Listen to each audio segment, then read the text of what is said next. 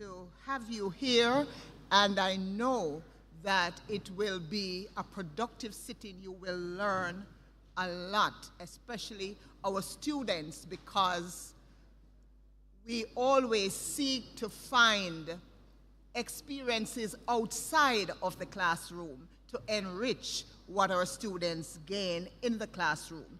So, welcome on behalf of the administration of Northern Caribbean University, and in particular the College of Business and Management. I warmly welcome you to our seminar today. The theme for the seminar is Continuing the Legacy of Financial and Social Investment. A discussion around investment, I believe, is quite appropriate for this homecoming celebration.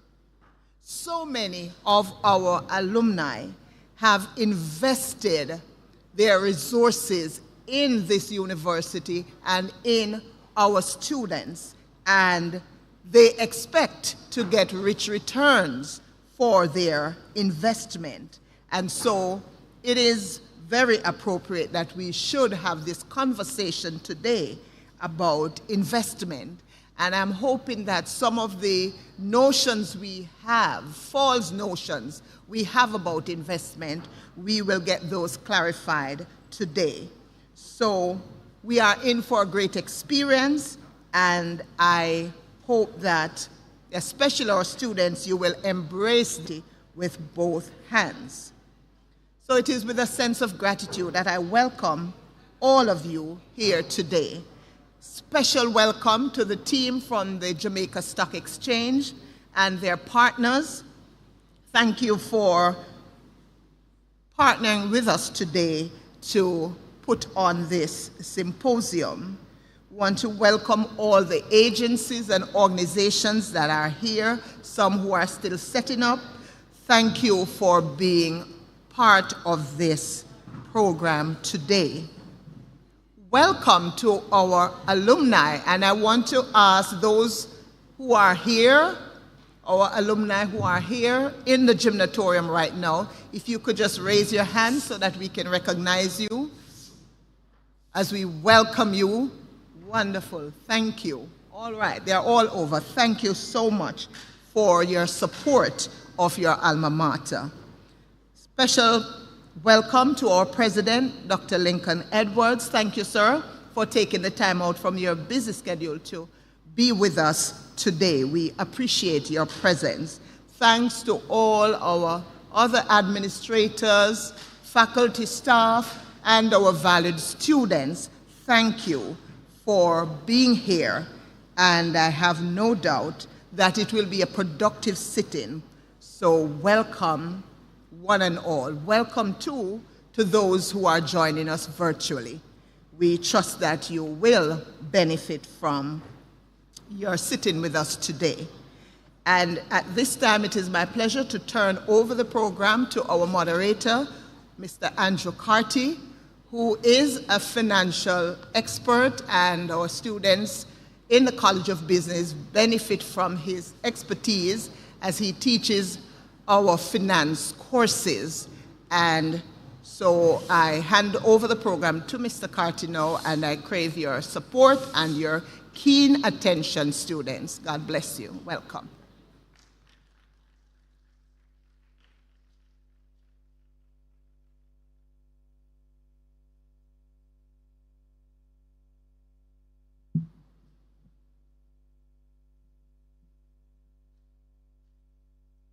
Good morning, everyone. Professor Dr. Lincoln Edwards, administrators, specially invited guests, faculty, staff, alumni, students, welcome all. I am so thrilled to be the moderator for this morning's event. And I join with Dr. Buckley in extending my welcome to you this morning. The Jamaica Stock Exchange lists as its core functions the listing of securities, the trading of securities, settlement, and the custody of securities. However, a huge part of the function or the objectives of the JSE goes well beyond the transactional aspect of the capital markets. You see, it goes to the development of the people, the greatest asset. The JSE continuously seeks to educate the market, whether through its independent efforts or through collaboration with stakeholders in the financial services. The JSE's eCampus is an accredited institution which offers an extensive suite of learning and development programs. The JSE also hosts many investment forums, such as this one. It conducts workshops. It also marks what we know as the National Investment Week, National Investors Education Week. It also has the stock market competitions. It has market research competitions. And may I just interject here that in 2020, Chad Anthony Coke, then final year student, created history by becoming the first student to win the market research competition.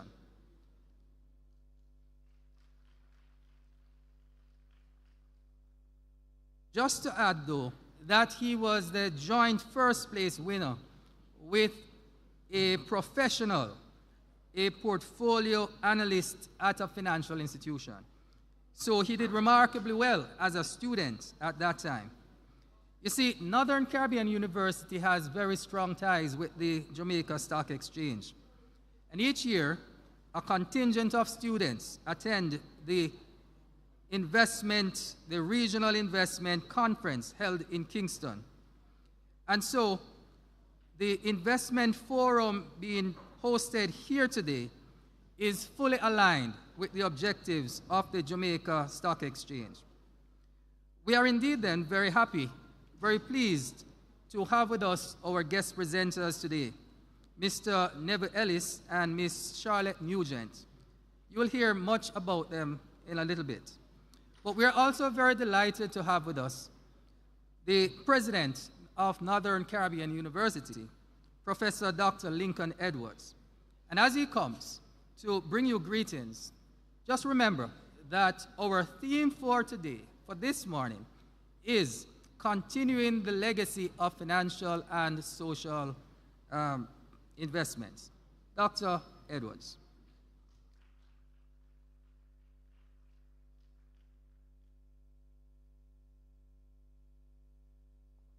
Thank you, Mr. Moderator. Good morning, everyone, and welcome to this investment seminar that is being hosted by the College of Business and Management.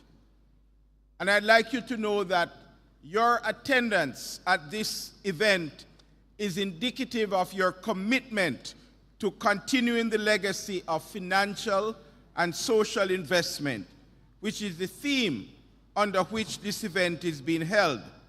And today, as was mentioned, we have Neville Ellis and Charlotte Nugent, who will adequately address this theme later.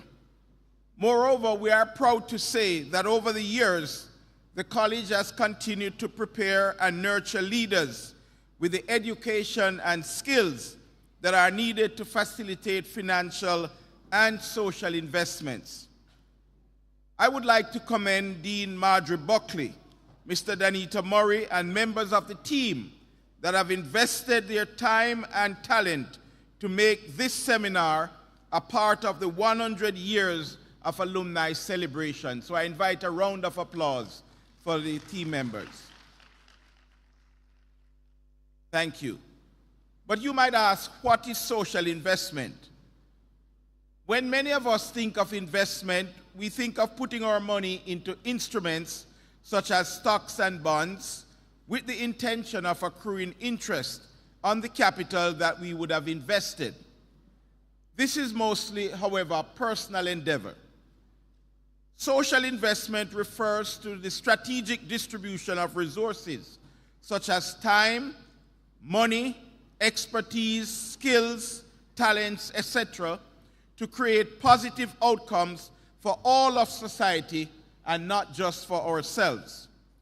For example, social investment includes working towards the sustainable development of the environment to slow down the rate of global warming. It could be ensuring that we go green at home and on our campus by living an eco-friendly lifestyle. It could be funding of educational and healthcare initiatives that provides value to the community and transcends personal profits. But overall, ladies and gentlemen, let us remember that we are stewards of tomorrow, and whatever we do today will either affect or benefit the next generation. I encourage you to commit to improving the financial literacy of your community in any way you can, and commit to becoming financial and social stewards. Commit to the building of a better community and a better world that is sustainable for our children and grandchildren. And once again, welcome to this very important event. And I pray that we may all leave here more informed than when we arrived and more committed to continuing the legacy of financial and social investment. Thank you.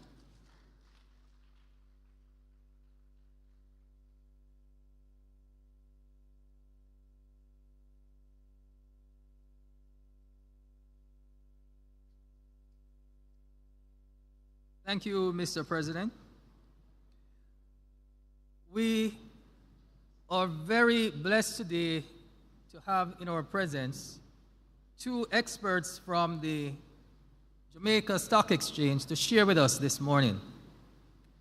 And as I invite them to the platform, Mr. Neville Ellis and Ms. Charlotte Nugent, I want you to understand and appreciate that forums such as this are not very frequent in this part of the island. And so here at Northern Caribbean University, we take great pleasure in hosting this forum today on our campus. Even as we mark our homecoming week, we are delighted to have among in our audience many of our alumnus, our alumni. So we are very happy that you are here with us. We also have many of our current students who are here. And so we have a good mix in the audience. We have those who would have been able to use the vehicle of the stock exchange to create financial wealth. And we also have those who are just beginning to learn how they will be able to use this vehicle to also create sustainable generational wealth. So again, I invite the guest presenters to the platform.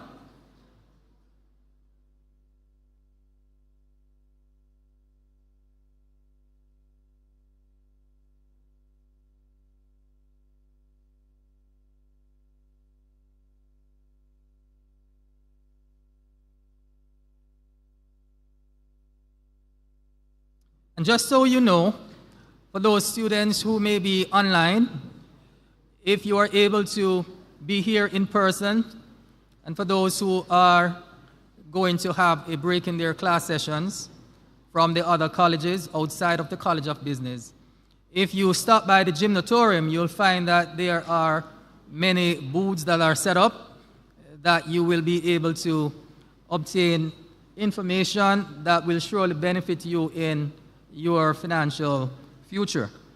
So at this time, I'm going to welcome our first presenter to the podium. I invite Mr. Neville Ellis.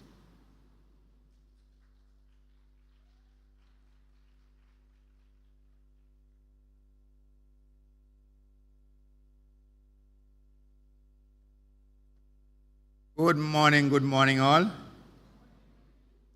Oh, something is wrong. Good morning all.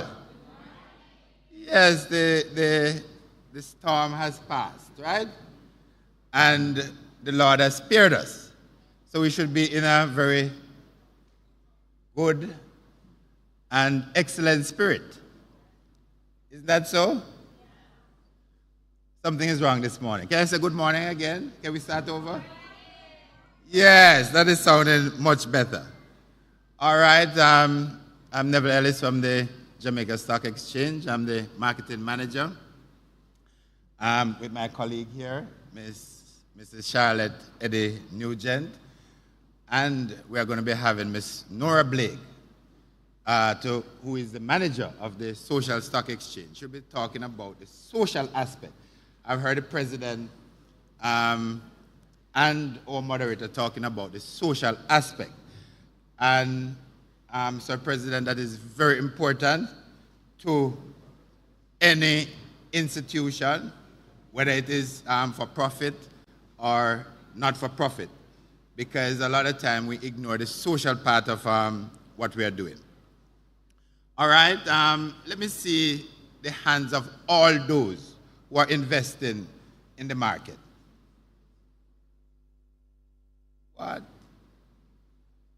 After today, we are going to have everybody investing in the market, because it is very important that you be investing in the market. I just asked, my presentation is ready. And I would like to say, thank you to the team that has accompanied us. QMAX is on my left here, and it will be to your right.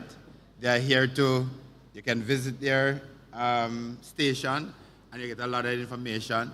They are here, they can sign you up right away for you to be investing in the market. All right, this is the NCU Homecoming Investment Seminar. All right, I got that off the internet, and I hope it represents you, right? Is this representing the campus? Yes. I want you to talk to me. While I'm talking to you, I want you to be engaged, right? We are having a conversation. It's not only a presentation that we are having.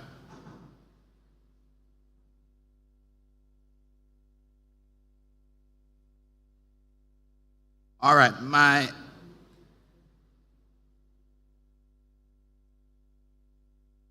are you able to see that? All right, we're talking about the Jamaica Stock Exchange. In 2015, we were known as the best performing stock exchange in the world. And if you thought that was a fluke, yes, you can let the applause go.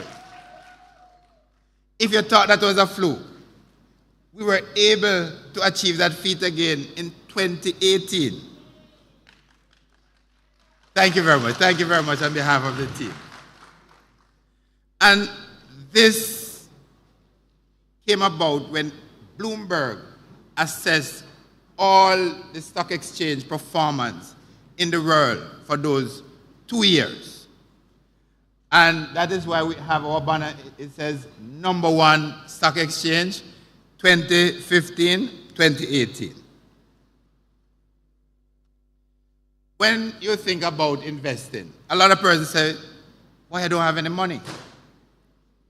It is always about the what? The money, that extra money. I'm going to school, I have my bills to pay. I'm broke because of the bills and the rents and all of those things. But I just want to show you a video that it is not about the money, but it's about how we look about the money that God has given us. I know this is not only an educational institution, it's a faith-based institution. Isn't that so, President? Yes. And when we that are in the faith get resources, we have to properly manage those resources. If we don't properly manage those resources, we won't have it to use. And one of the greatest character that we have in the Bible about managing resources, and I heard it was spoken about, Joseph. How much percentage I heard it was mentioned a while ago. You want to talk to me? How much percentage of all that was gathered in Egypt that Joseph stored up? 10%? How much? 20%. 20%. So it is said that when you have resources, you should save 10%, tithe 10%, and 80% should take care of your bill. You should save how much? 10%? Well, it should be the other way around. You should tithe 10%. A lot of people, sometimes they don't do their tithing, but tithing is very important, right? Because in Malachi, what does it say in Malachi? Anybody can say what it says in Malachi? It said, bring ye what? The tithes into my storehouse, and I will pour you out a blessing that you cannot contain it. Right? So let us just watch this video.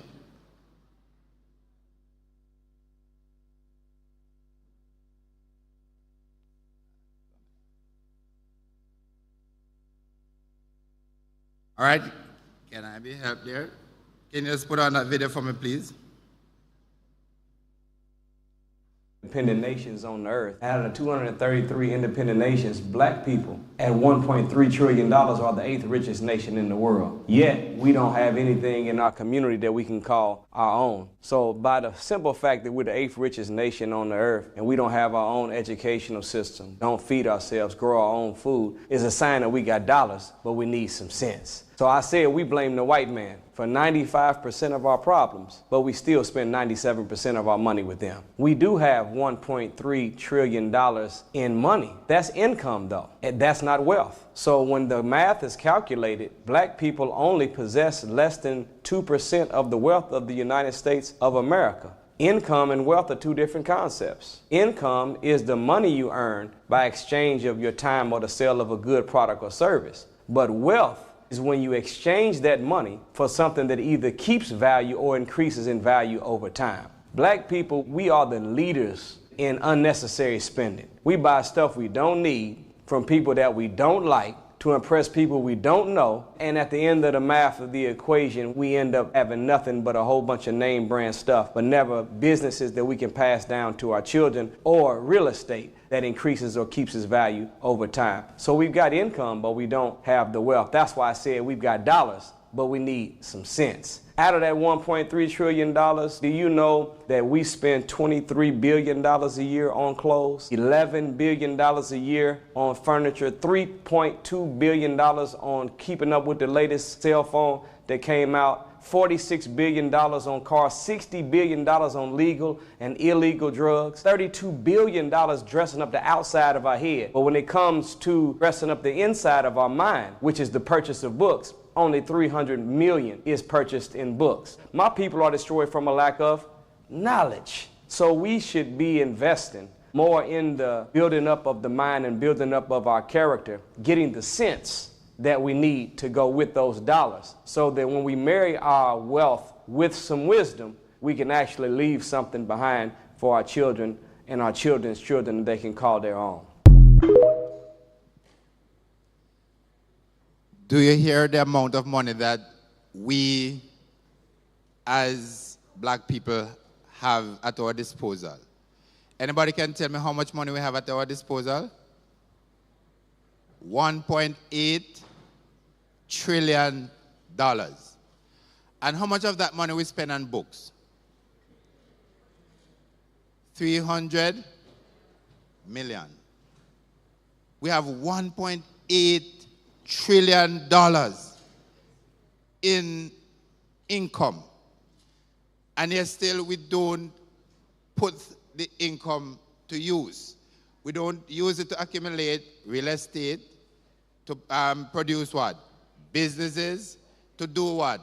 Investments. And we need to change our focus, right? And we're going to be changing our focus.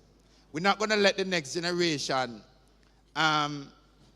not have businesses, not have real estate, not have investment. We're going to be passing down what? Generational wealth. And do you know one of the best way to do this is through the stock market. One of the best way to do it is through the stock market. All right. Show by a raise of your hands, how many persons think that you don't have the money to invest in the market? All right. I'm very happy it is a very few people here today. Right? Because you can invest in the market with as much as, anybody know? As much as $1. As much as $1. But investing in the market with as much as $1, it may not make sense because stocks are on the market for less than $1. You might have a trade sheet there, and Charlotte will be coming on shortly to say to you how to read the trade sheet and how to be able to see that you can invest in the market with as little as $1. And can a dollar buy an ice cement today? No. A dollar cannot buy an ice cement today. Right? But you can invest in the market with less than a dollar. All right, I'm going to show you a next video to show you that investment is not as difficult as persons make it out to be. This is a gentleman that had a lot of issues, but he didn't allow the issues to cloud his mind at all. Can you bring up that video for me, please, the next one?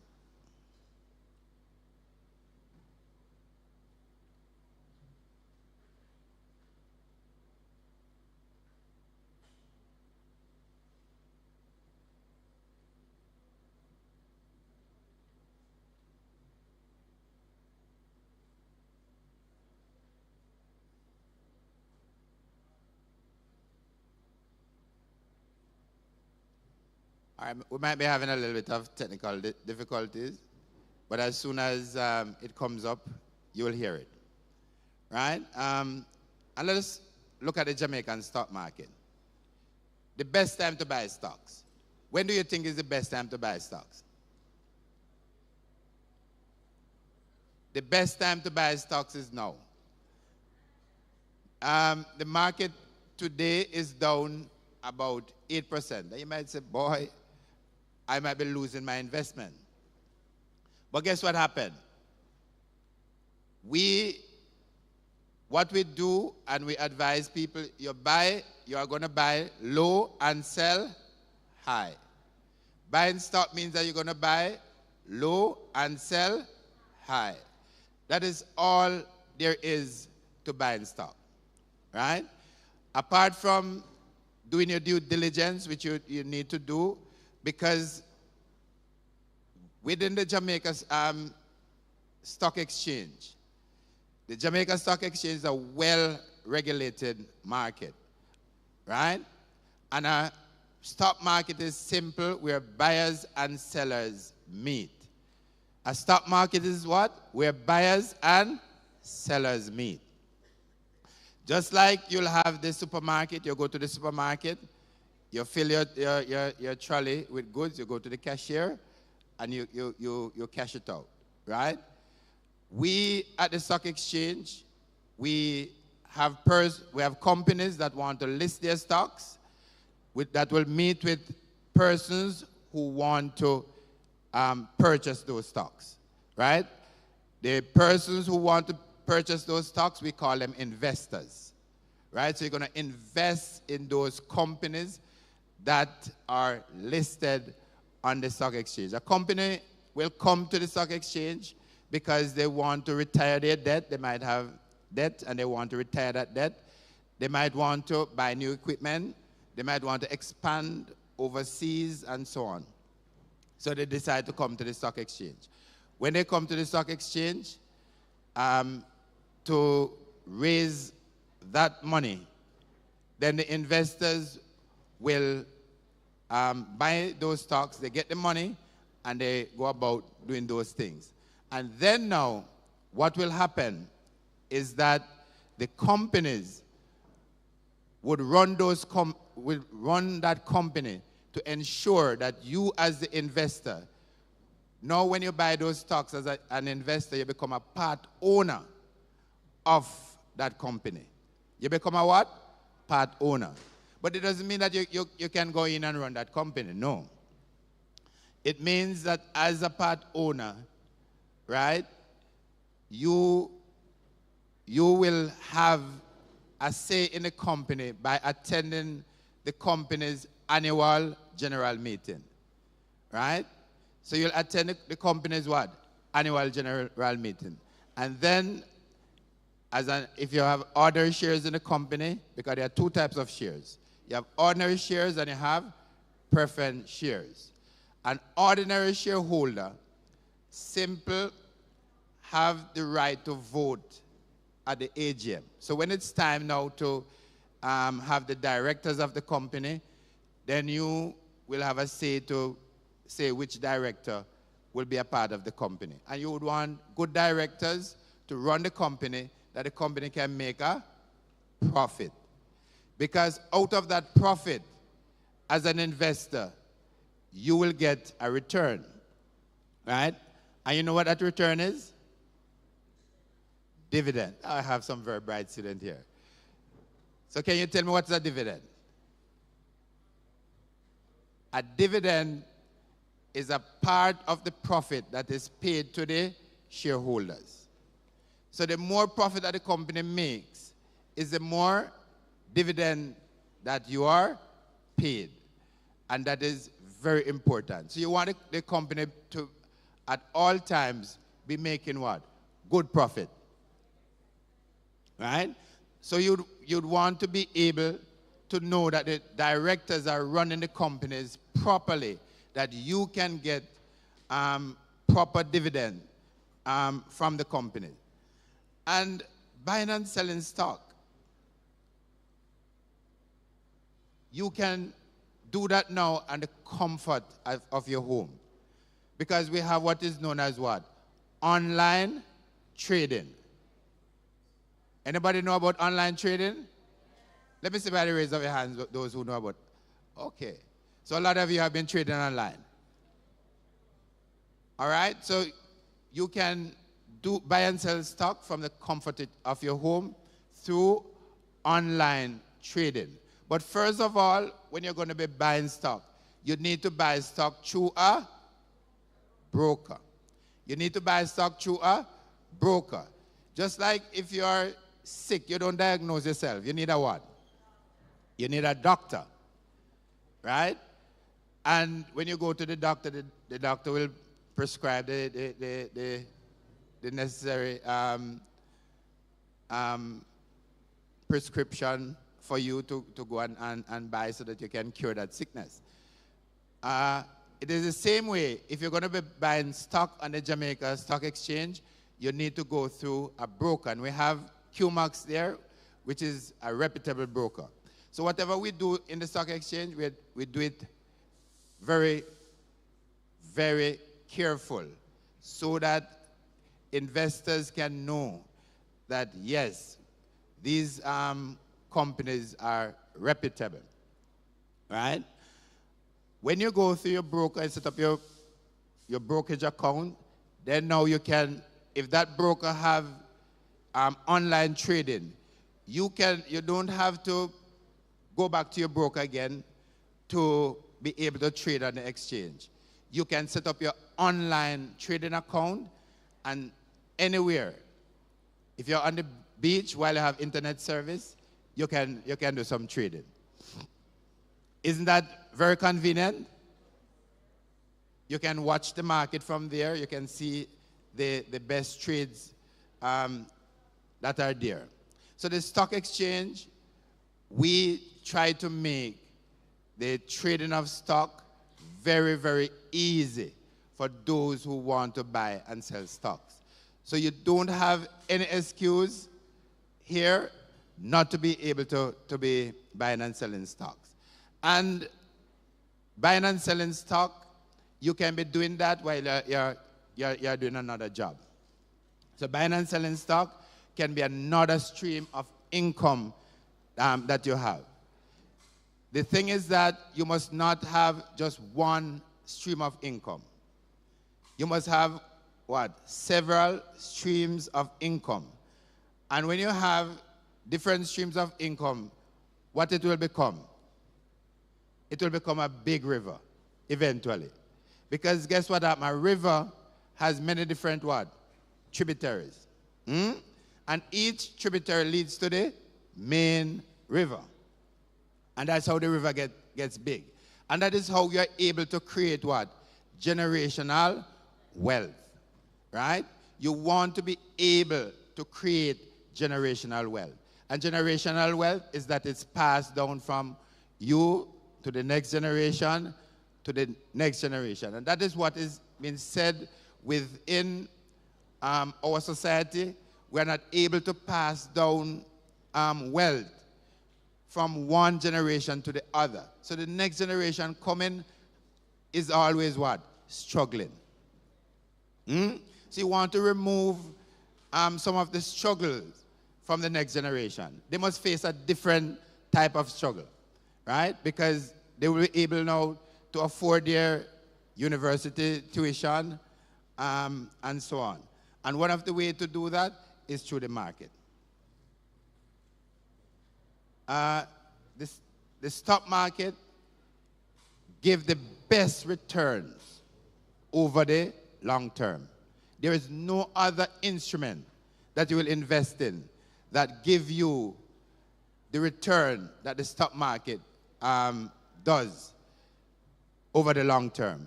And that is why in 2015, right, the stock exchange was given some 32% return on the investments. If you had bought all the stocks on the stock exchange, you would have gotten over 32% return. Which instrument you are able to get that from now in Jamaica? If you put your money in the bank today, you know how much you'll be getting? You get about 1%. All right, let me say 2%. And after you get the 2%, you know what happened? You have to pay, the government takes what? 25% as taxes. So out of the 2%, you still have to take out 0.25. So you end up with what? 1.75. Imagine that the money that you have in the bank, you are taking that money and bring it to one of the 14 brokers that we have in Jamaica. And said to them, invest that money in one of the banks that are in that are on the Jamaica Stock Exchange. Do you know how many banks that we have on the Jamaica Stock Exchange? Can you name a few of them for me? You have Scotiabank. You have JMB. You have NCB.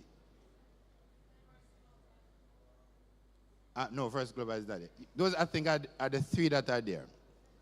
Right? Now, Scotiabank religiously, every quarter, pays dividend to its shareholder. Did you know that? Because Scotiabank, their headquarters is in where? In Canada. And to pay most of their shareholders, then they pay out dividend every quarter.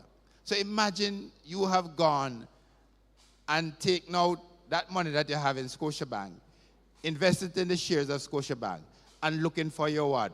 Quarterly dividends. Another way that you can make money from the stock exchange, apart from dividend, is what?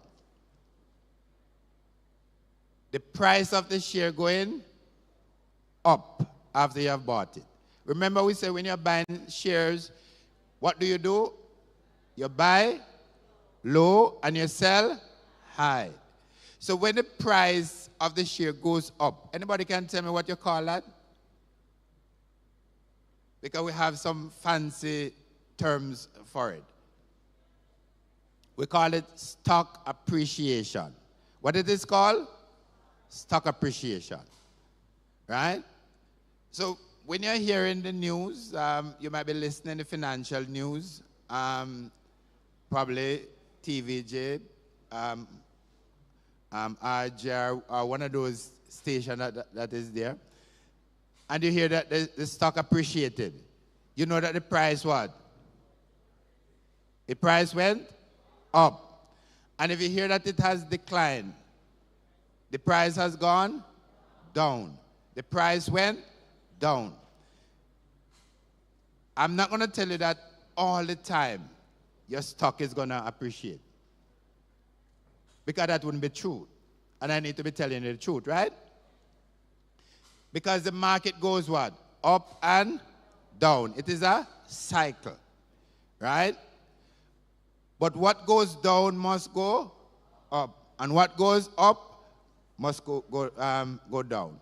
So you want to be able to sell your stock when the price is up. And some people are saying, but I don't know when to sell my stock. You have to know at what point you want to sell your stock. Because you might be hearing that the stock is going up. And then you decide that what happened? I'm not going to be what? Selling my stock. So this is very important, right? To know when to sell your stock. You might say, all right, I want to get a 20% return, a 10% return, a 30% return, whatever it is, whatever your goal is. Once it reaches that point, what you should do? You should sell. But sometimes it is going up and you say, boy, you know, let me watch it for another day or two. And then the price goes what? Down. And then you are behind in your investment because you didn't what? Take that decision to sell. So it is very important for you to set target. You set your target with your broker, right? If the price goes down, and it can go even below the price that you bought it, right? But the only time that you lose in the market is when you sell. Although the price is down, you're not selling that stock.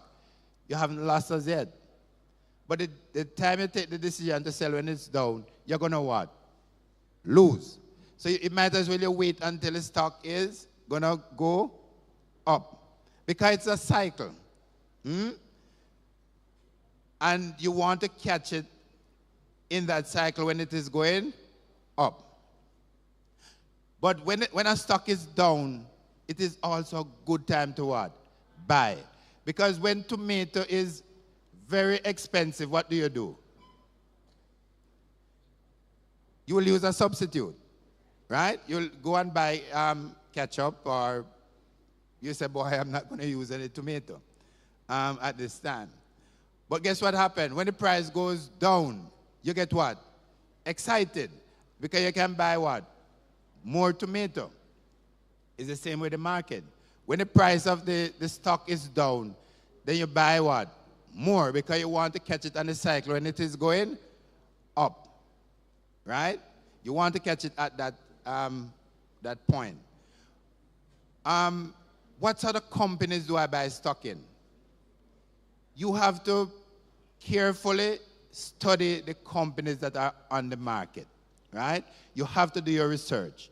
Don't just listen to people who are telling you, oh, buy this stock, buy this stock. You have to do some research. And let us see how we do our research, right? We want to look at a company that may have more than one stream of income. We want to look at a company that have more than one stream of income. I can't tell you this stock to buy now. I'm not a licensed financial advisor. Let me just make that clearly, right?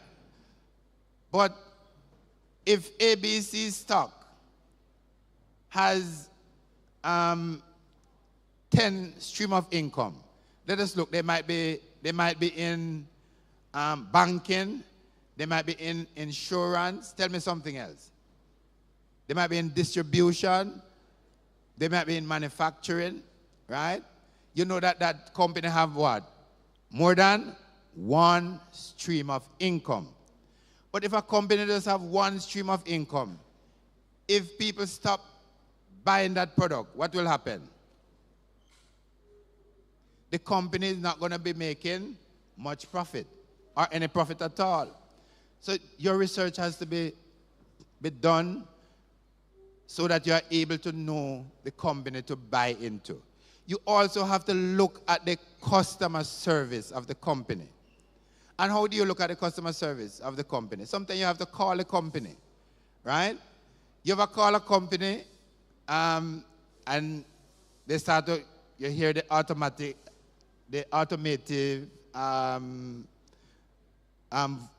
voice that says to you, if you want accounts, press 1. If you want HR, press 2, and so on. And when you press 2, there's what? No answer. Right? It ring and it ring and it ring, and it comes back to tell you, if you want HR, press 2. If you want, and you're just going around in what? Circle. Is that company giving you good customer service? No. Right? You might be going into one of those branches to buy something, and you're not met well. You're not treated well. If you're not treated well when you go to buy something, what are you going to do? You're going to leave that establishment. The only way you stay is if that is the only one. Right? And you decide to suffer in silence. And sometimes you decide to protest by writing to the manager and tell them of your experience. So your experience must be good, right? For the company that you're going to be buying into. It must be a company that you're familiar with, right? You buy their products and services, or you use their products and services, or it is just common all around. You hear about them regular in the news, right? Tell me some of the companies that you think that are listed on the stock exchange that you hear about regularly, or you use their products and services. Grace Kennedy. Lasco. Come this side. I'm not hearing much from this side at all. JMB. Right? Among others. Right? So let us go back quickly, because I'm going to wrap up shortly. So one, you need to buy into a company that what? Give good customer service. 2, that they have what? Multiple stream of income. The 3rd one, you need to buy into a company that has good management system, right? And how are you going to know that? You're going to look at their board of directors, right? So when you look at their board of directors and you keep seeing people who have been failing over the years, what is that telling you? Not hearing you. Run fast, right? But when you look at the board of directors, you're seeing competent people, right? Their profile is good. When you look at the management structure, you see that, yes, they have good, solid managers. This is telling you that these people will be making what? As a collective group, the best decision for the company, right?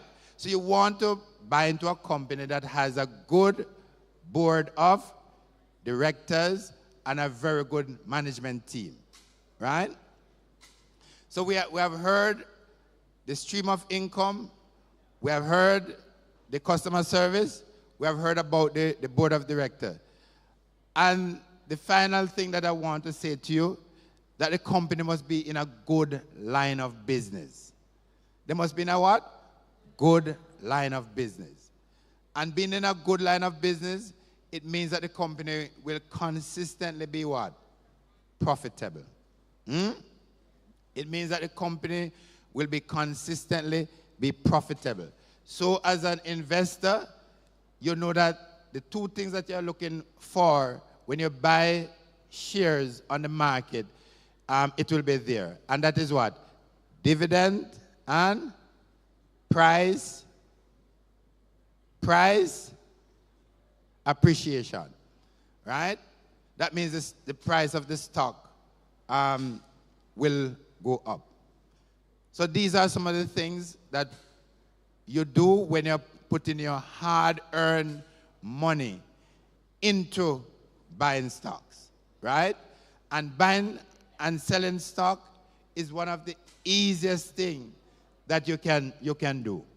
The hardest part of buying and selling stock is probably to fill out those forms, right? Because you have to fill out some forms to be able that the company will know their customer.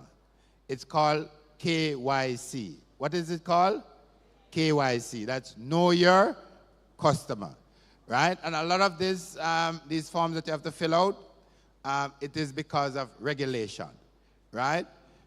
Especially the government would want to know that the money that you're using, that is legitimate, right? Because this have a lot of implication. And we know that in Jamaica, a lot of times, sometimes persons don't get their money what? Legitimate. So it has to be proven that you have gotten your money legitimate. That is why you have to fill out these forms. And it's called KYC. That is, know your customer.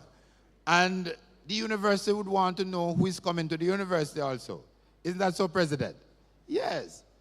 That it doesn't bring the university into disrepute, right?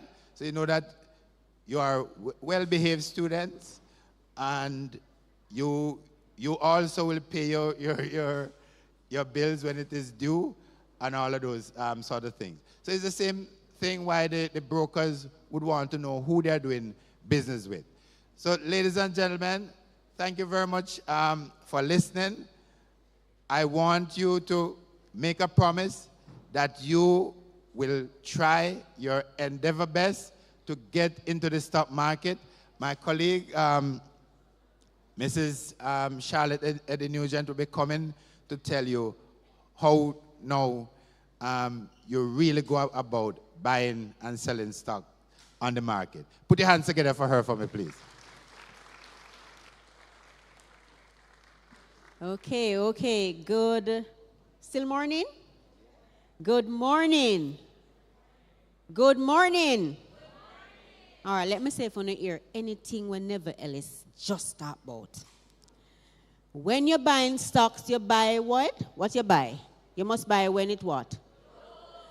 Buy, sell, buy,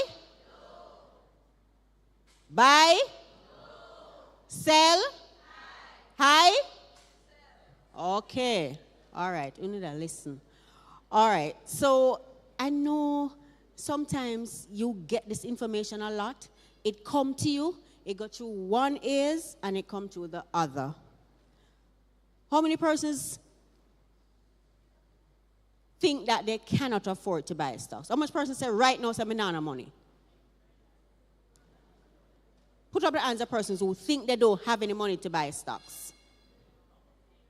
Yeah, you don't have any money to invest. No, man, honest. How the hand them gone that down? You know, nobody know the business. All right. How many persons have ever had something made from grace?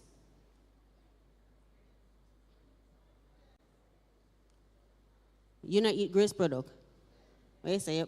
You ban them. How many persons ever had something eat that grace produce? Seprod, honey bun. How many persons live out a street and have nothing over your head? Can take time, hold up your hand if you don't want nobody know. How many persons think them house have cement involved in it? The cement definitely in the building, your building structure, right? All right. So, Grace Kennedy, can somebody look at that price for me? Grace Kennedy price, closing price.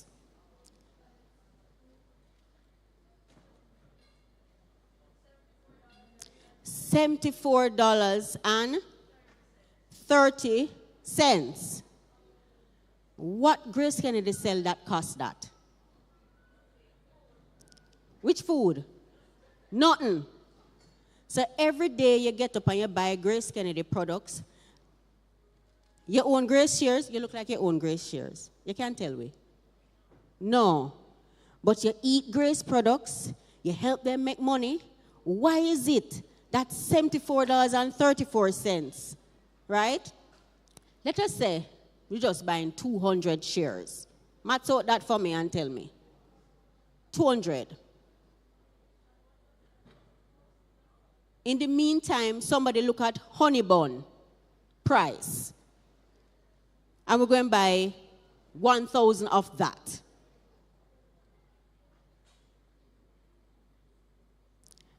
Miss Grace, you have that cost for me?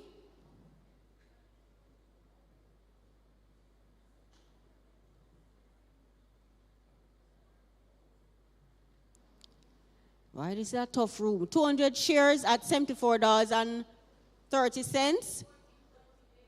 14,860. Right? And the honey bun?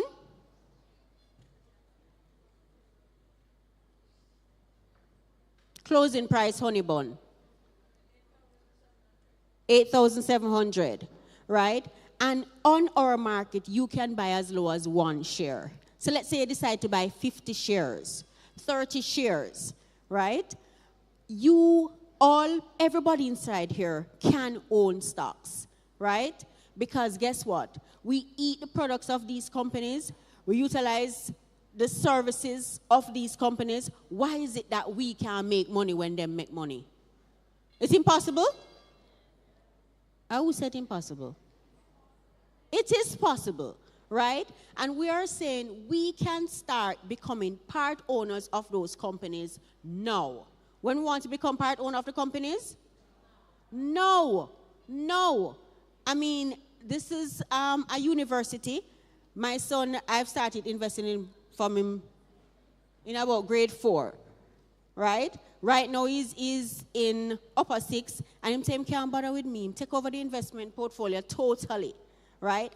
And I'm saying it's from his lunch money. He's investing. Sometimes he come and say, Mom, it's $10,000 a year. I say, wait, you're not eating a lunch. So I'm saying that you can start. Don't look at the big figure, right? How do you go about that? You have to go through a stockbroker. And most persons look like them over 18 inside here. So you have to be 18 and older to buy stocks. Who you buy it through? A stockbroker. Now we have a lot of representatives here. Don't miss out on the opportunity to speak to the stockbroker. We have QMax. I'm seeing JN. I'm seeing Sagicor. I don't know if I'm missing anybody. But we have the brokers here in your presence. Don't miss out on the opportunity to say, how do I start?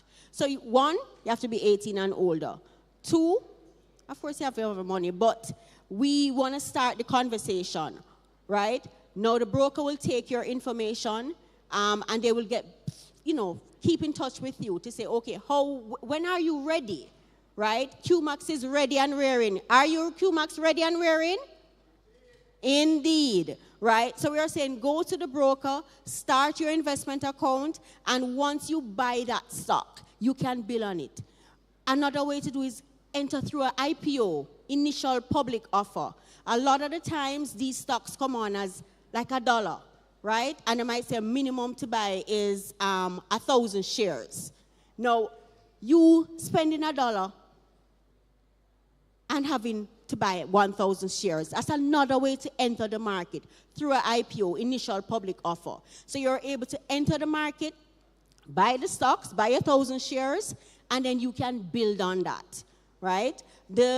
Everybody should have a trade sheet, and the sheet actually represents what happened on the market. This was yesterday. No, this was Tuesday, right? Oh, I realized. It would have been my father's birthday. Okay. All right, so if you're looking on the sheet and you say, all of this look like pure numbers. Now, on the news, how many persons still watch news?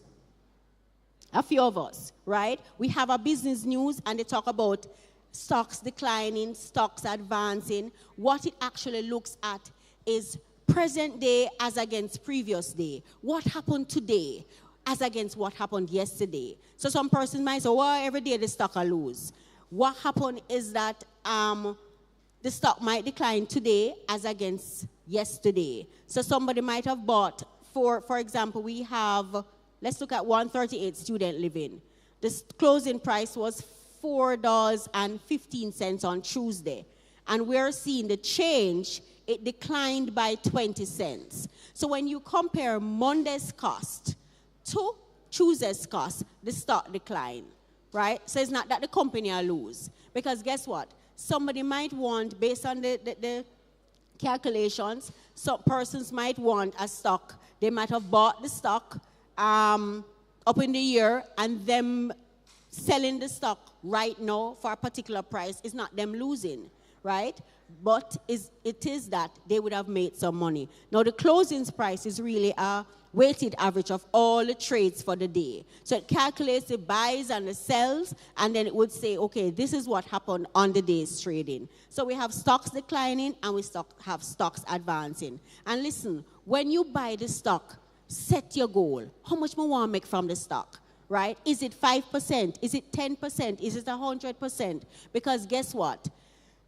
Throughout that time, you'll have the stock declining. You will have the stock advancing, but you have your goal. Once the stock reaches at the period or at the point that your goal is set, you can reevaluate. Do I sell half, get back my initial investment, or do I go in and sell everything and reinvest it into something else, right? Some person might say, boy, the stock is high risk.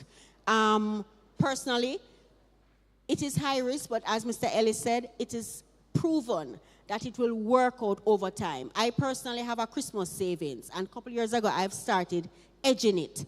The money that I put in the Christmas saving, I put the same thing in stocks every month. And you better believe, at the end of December, I've not seen where my savings have surpassed my Christmas, the investment, right? So I'm saying start small, invest through the broker, and see what happens. Get some investment advice, right? Start now. So you don't want to wait until you're a millionaire. You have a 5,000, you have a 2,000, there's an IPO out, start. Go to your broker, and you have so much of them in Mandeville.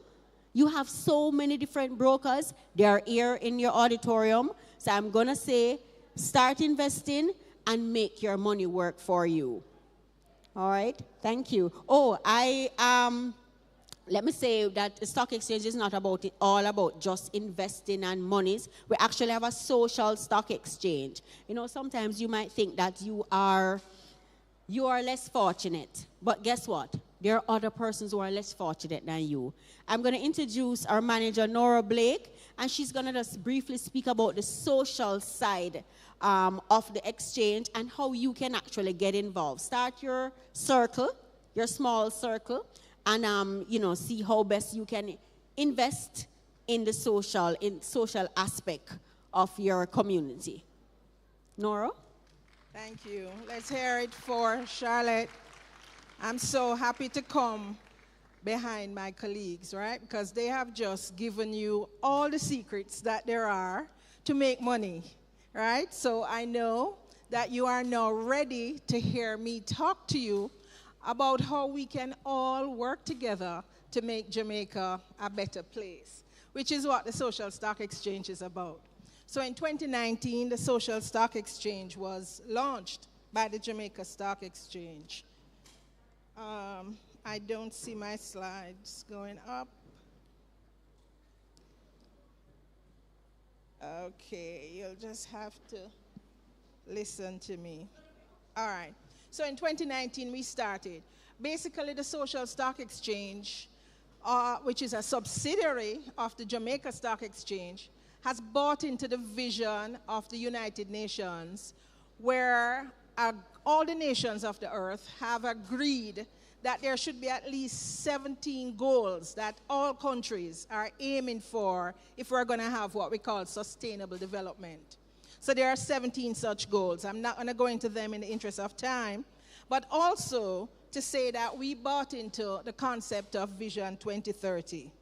I must tell you that my heart is very pained that the announcement was made recently by the Planning Institute of Jamaica and the government that we've actually we're going to miss the target for 2030. But I don't think all hope is lost. We still have that vision. What is Vision 2030? That Jamaica would be the place of choice. You're going to choose to live here, to work, to raise your families, and to do business. No, it's not yet on the screen.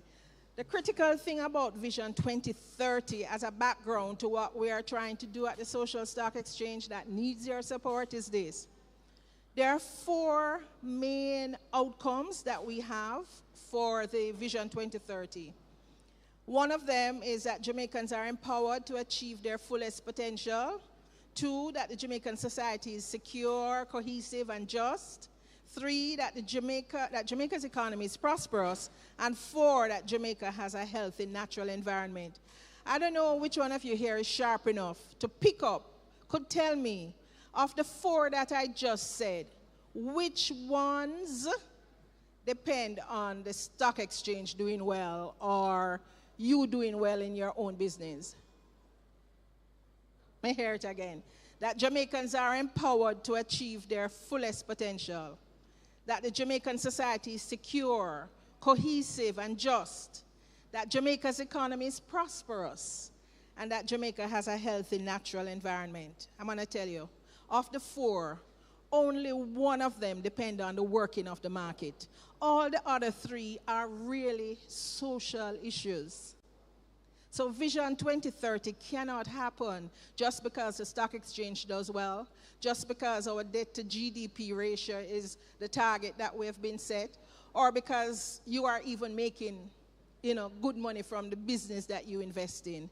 These other goals and outcomes must have a focus by which the resources that are needed for us to empower Jamaicans to be able to maximize their potential, for example, through their education, through health, through the environment that they live in, are all social.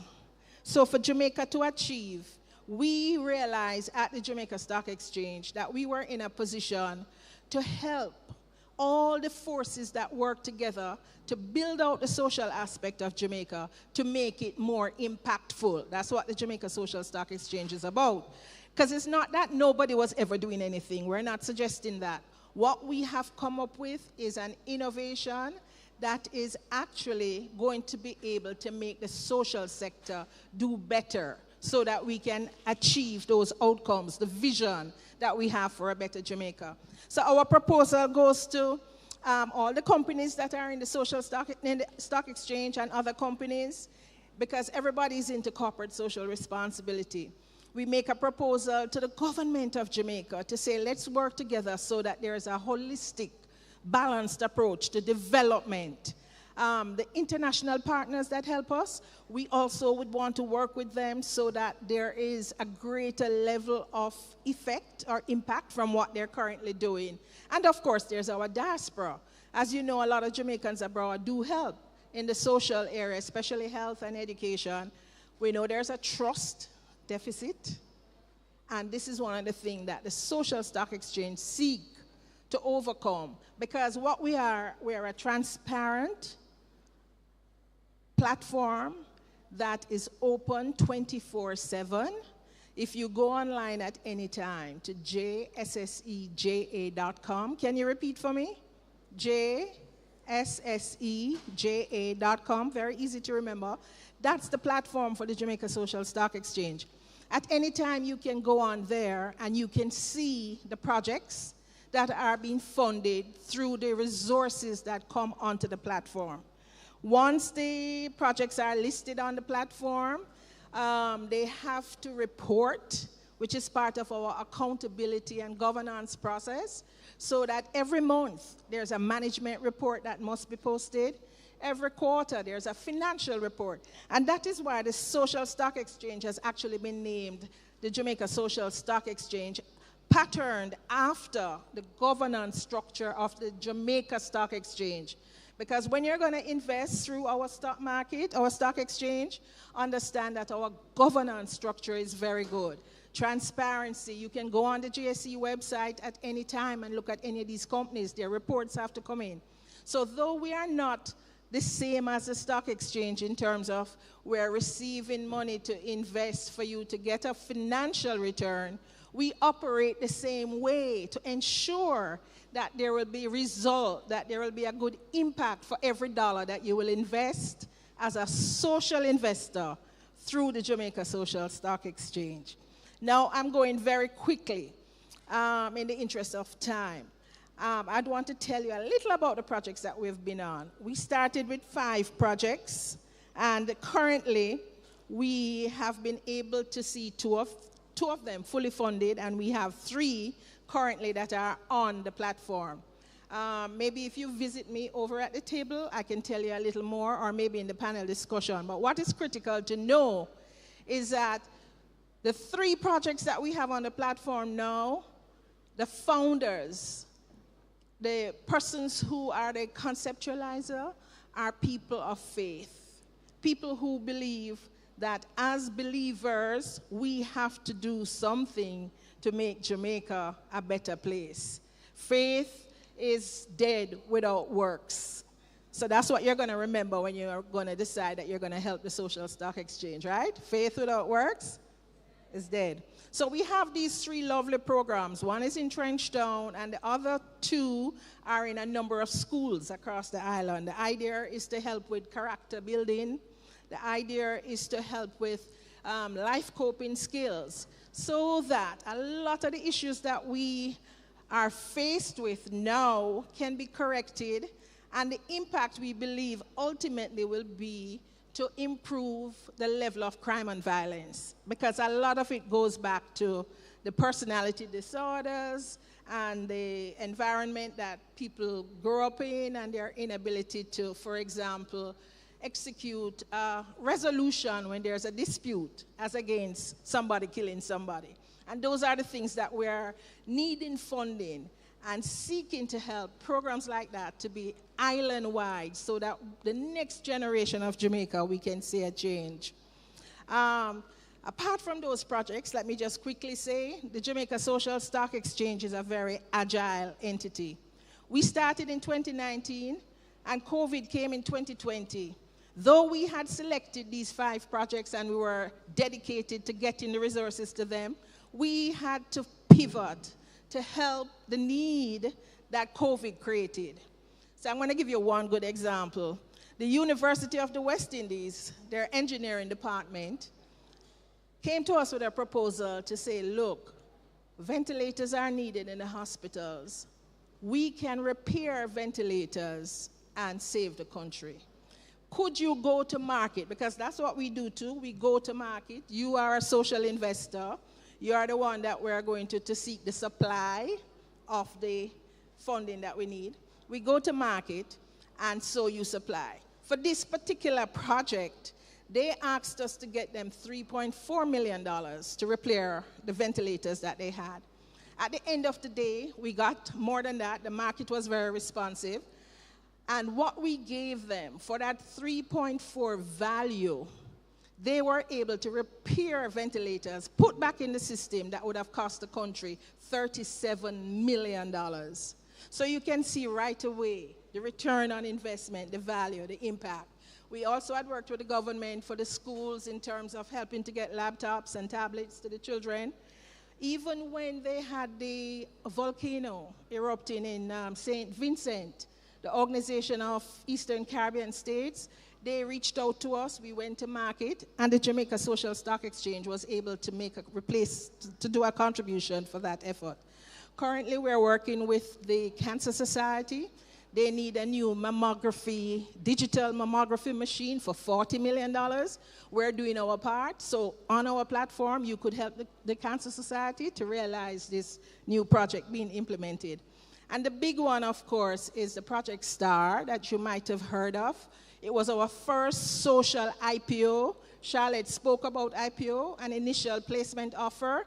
It's like bringing a company to the market to say, here, you can invest in this initially.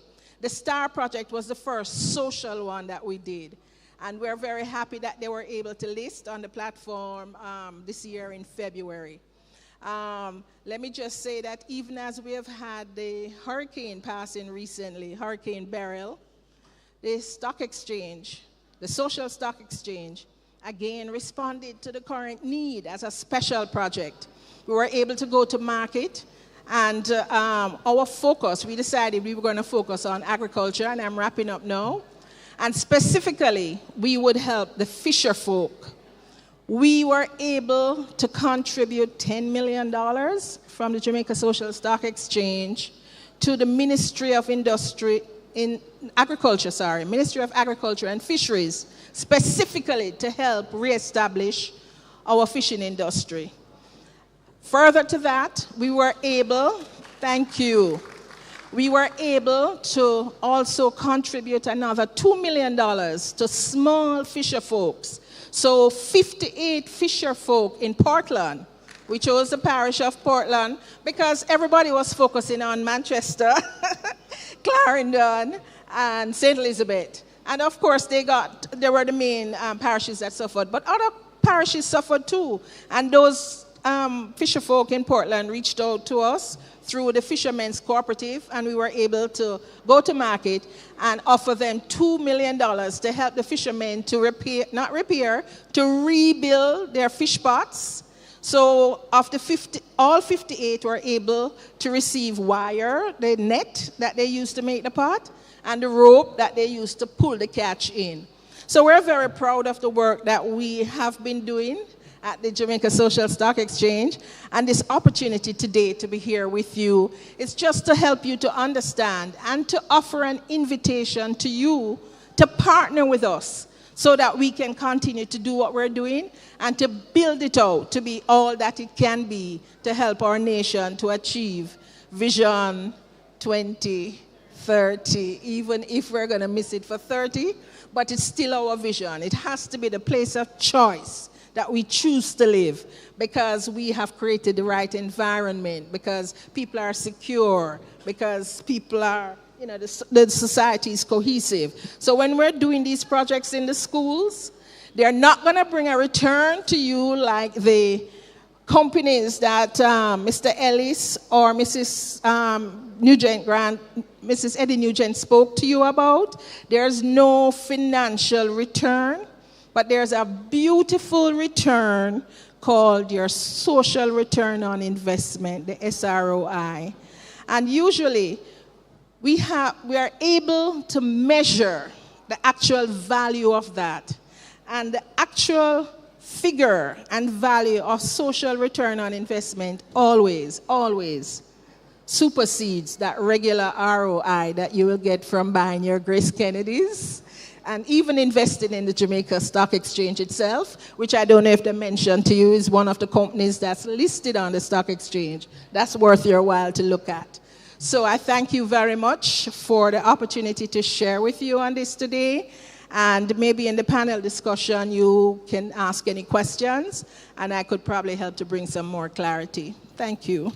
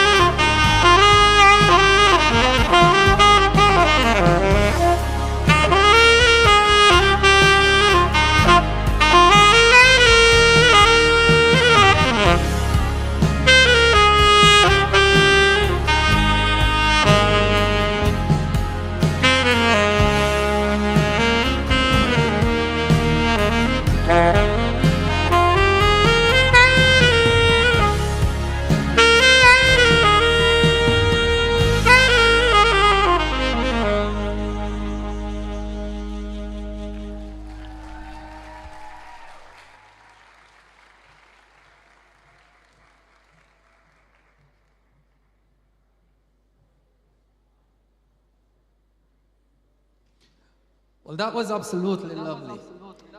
You know, the Bible tells us, and we know very well here at NCU, that it is God who is the giver of good gifts. Amen?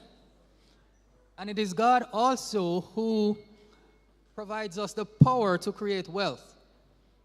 And so we know very well that God is the author and the finisher of our faith, and that he wishes that in all things that we also prosper, not only in wealth, but also in things that will be able to sustain us and for generations to come. We're going to transition now to our panel discussion, and we have a number of esteemed guests who are going to join me. I'm also looking for one other panelist. So, with me this morning, I have Mr. Neville Ellis. You would have heard from him earlier. He is the marketing manager at the Jamaica Stock Exchange. We also have Mr. Omar Fennell, president of the Manchester Chamber of Commerce, owner and operator of 876 Get, and also Fentech Electronics Store. We also have with us Mr. Ainsley White from the JN Fund Managers. We also have Miss Nora Blake, manager of the Jamaica Social Stock Exchange. We also have with us Mr. Shannon Taylor from QMAX, Client Relationship Manager or Officer. And we have, last but not least, from our College of Business here at NCU, Mr. Ricardo Hale, a student majoring in finance. And so we have a very esteemed panel here this morning who will indeed share with us more on the Jamaica Stock Exchange as we continue our look at investing in the traditional sense, but also on the social exchange. So I'm going to start with Mr. Ellis, who is right next to us, right next to me. Now, in the audience, we have quite a mix of persons. We have persons who are, more mature. They would have been alumni many years ago.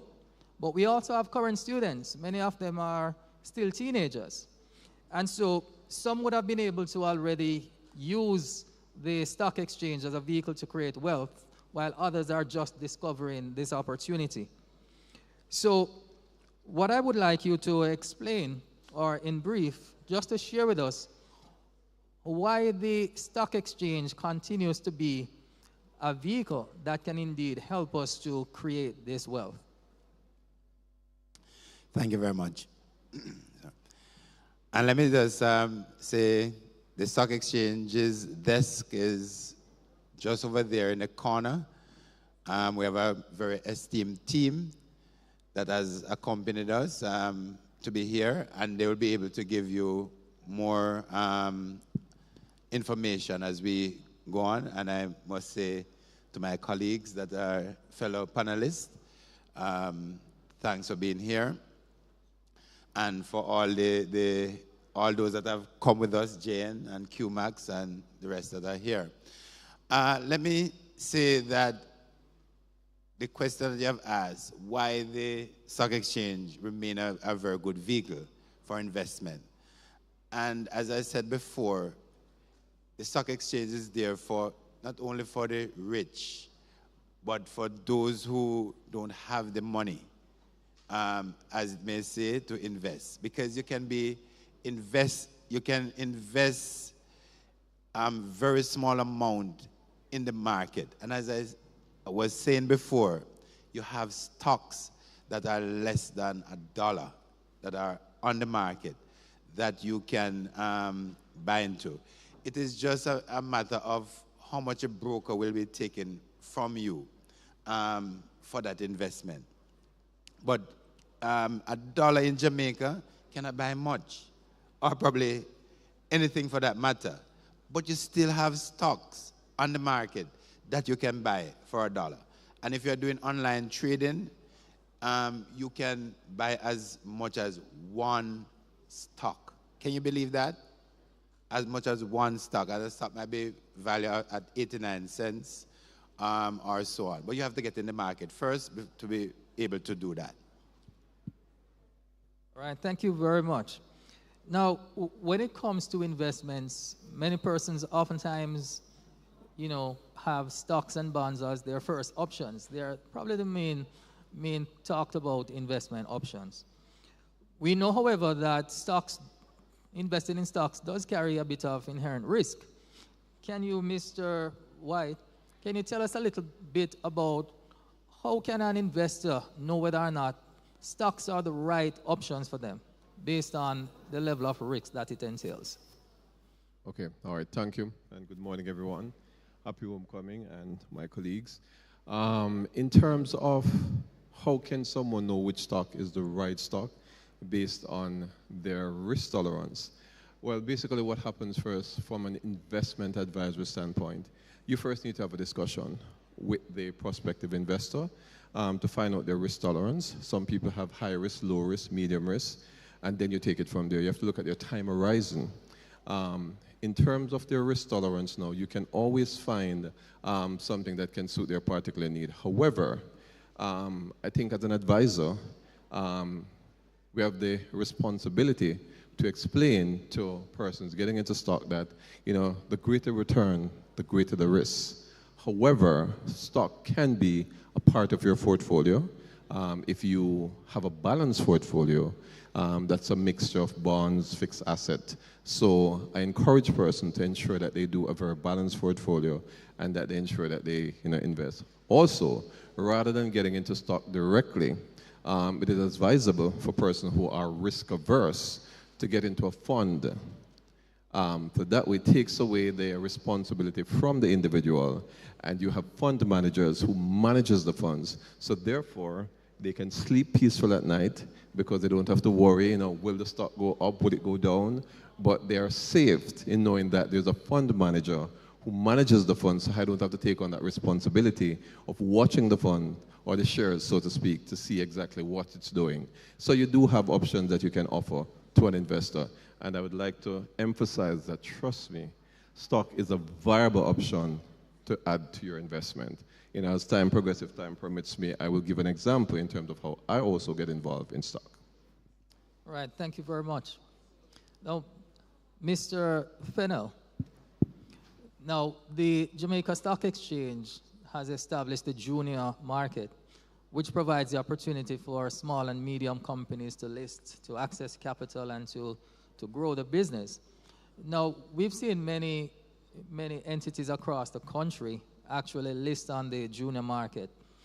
You are the president of the Manchester Chamber of Commerce, and there are a few entities in Mandeville that are also listed.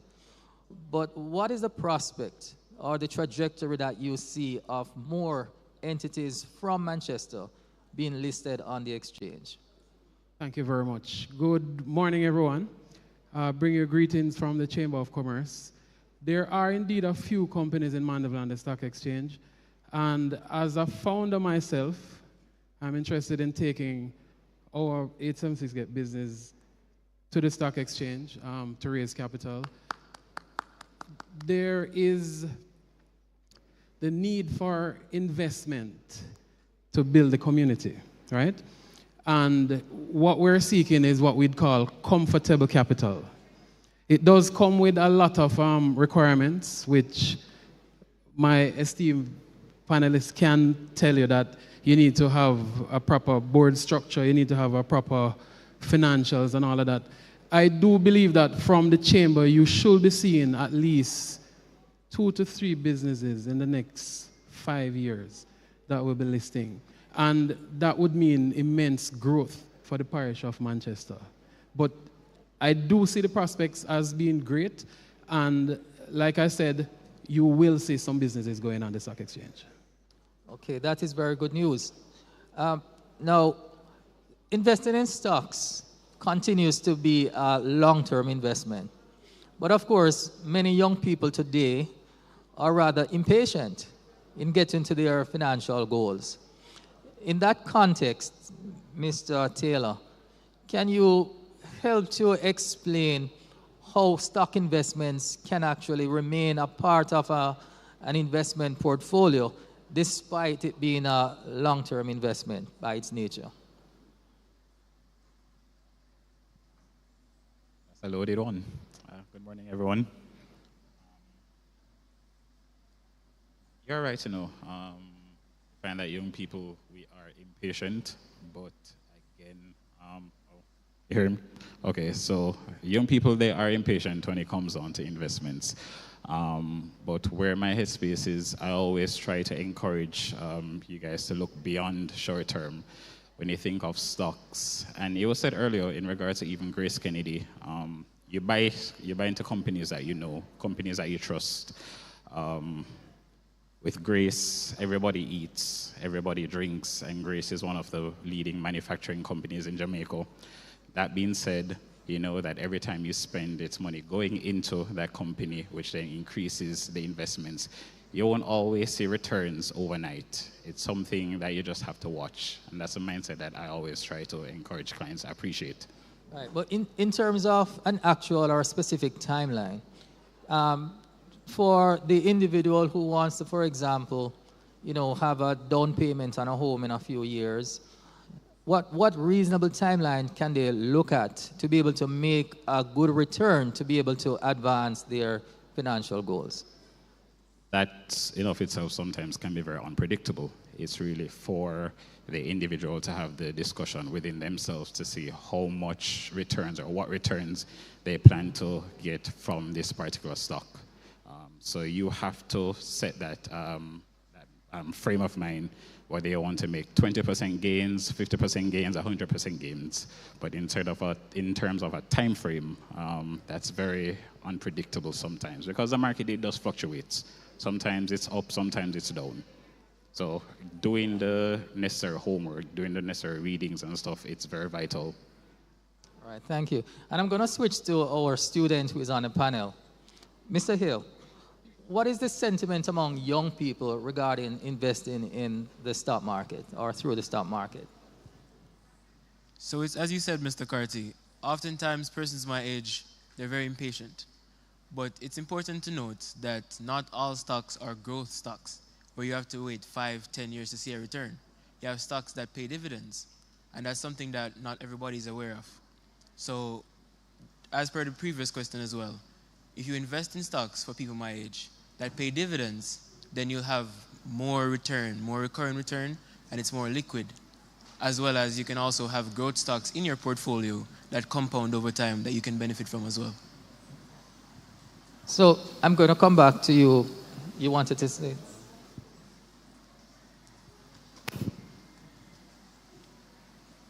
I just want to say to young people, there's a scripture that says, "He that hastens to be rich shall not do it properly," right? And it will cause a problem for your household. So the Bible is always telling you, you have to be patient in what you're doing.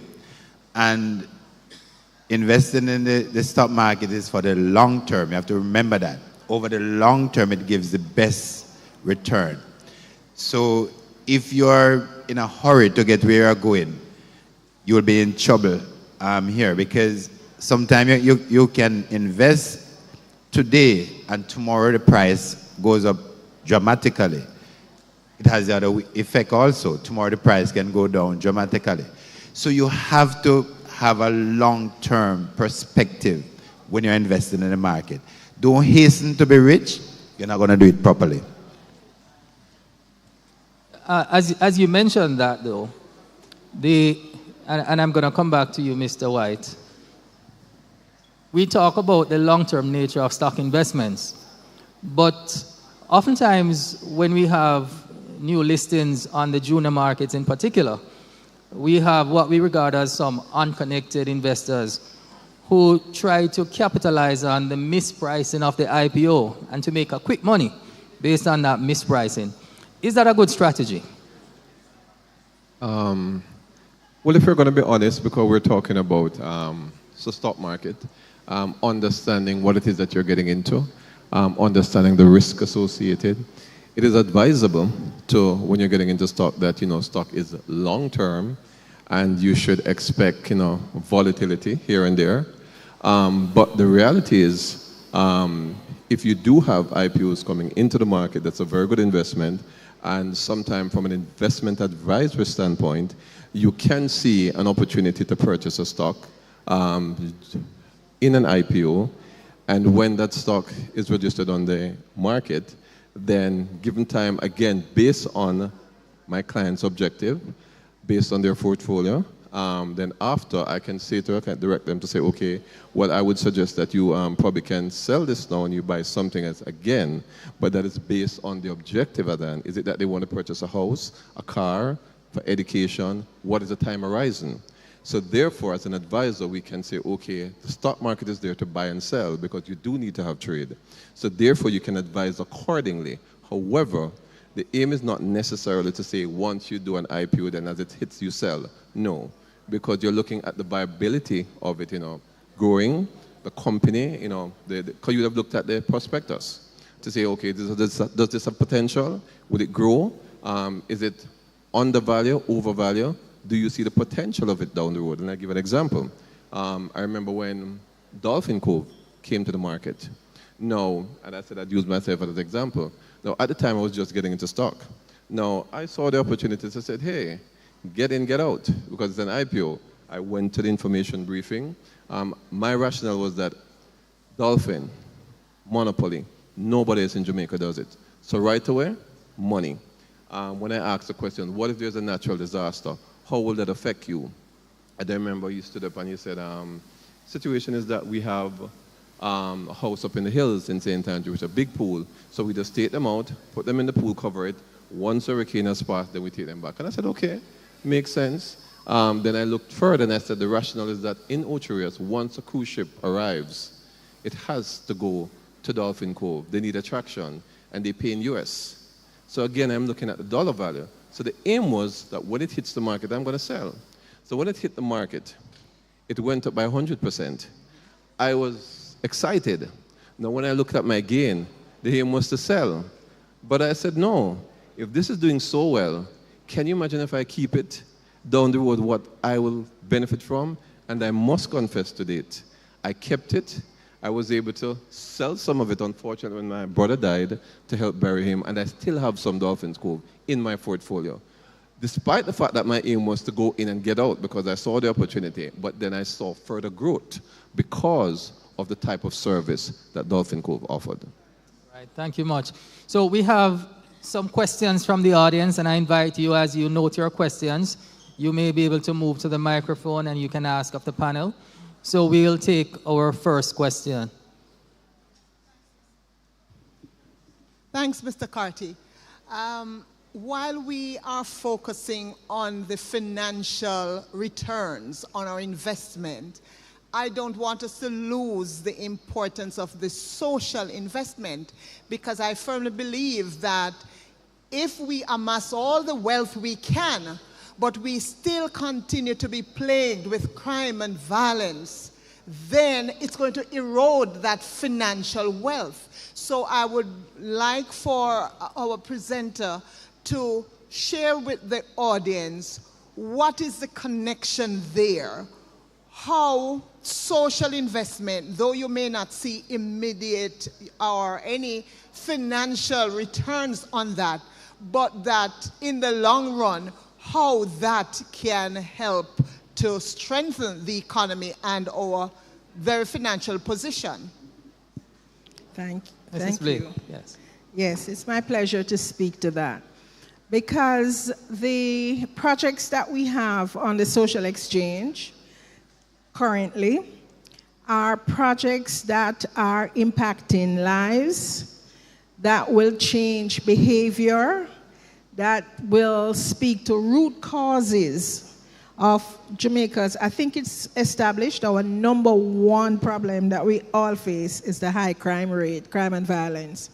The two projects that we have in our schools in particular are both character building and social transformation projects.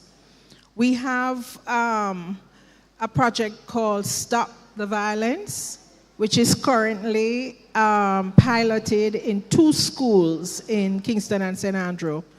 At the Donald Quarry School, which is deep in a, no, not so, that's in Harborview. The Haile Selassie High, which is in deep inner city in Kingston. And the engagement with the students and the community seek to change the behavior that we're seeing in the students today that lead to the problem of crime and violence.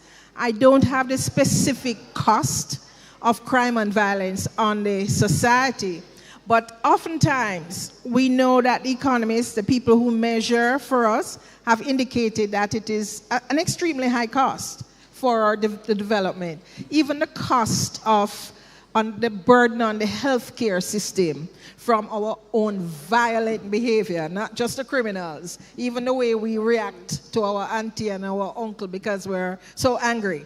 And we don't understand how we can resolve a dispute instead of fighting it out.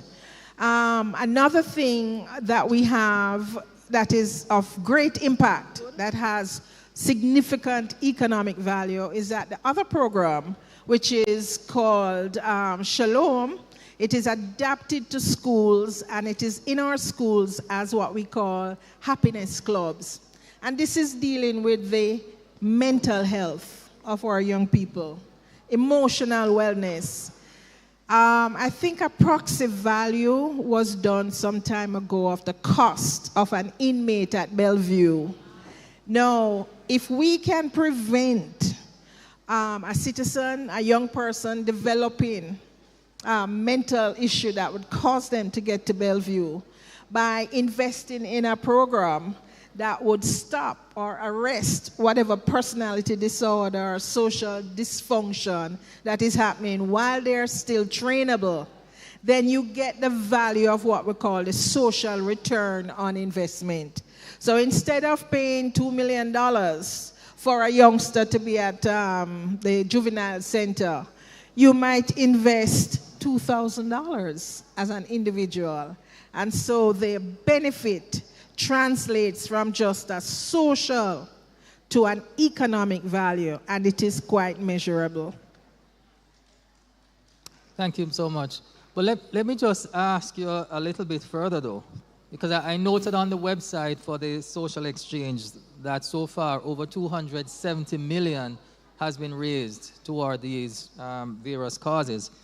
And we have many projects still listed. Some of them are a few million, but some of them are significantly higher, 150 million and so on.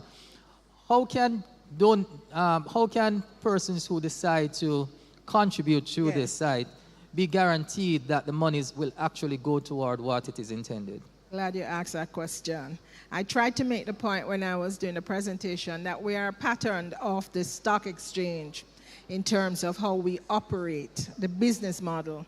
So governance is very big for the social stock exchange. Like the stock exchange, we have our own board, which is headed by Professor Neville Ying. And we have a number of luminaries who are directors on the board, including our managing director of the stock exchange. So there's that direct link. Yeah?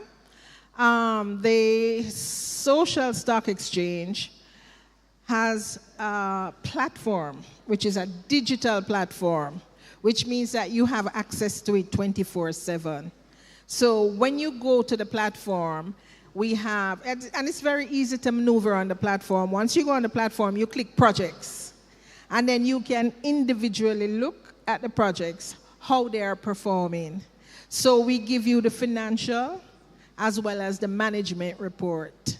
So if there is something happening that is probably slowing up the program according to the business plan that we got for the program, it's there in the management report that will tell you that this month we suffered from the effect of Hurricane Beryl. And so we were not able to do the program in the community like we did it for the previous quarter. Likewise, the financials.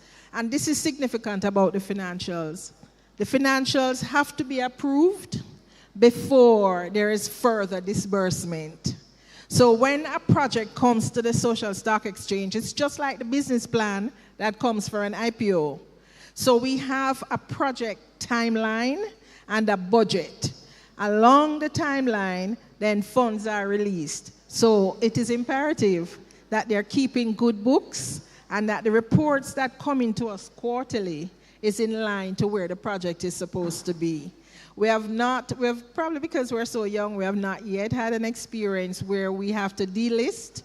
But again, that principle holds, just like on the stock exchange where companies can be delisted if they're not performing.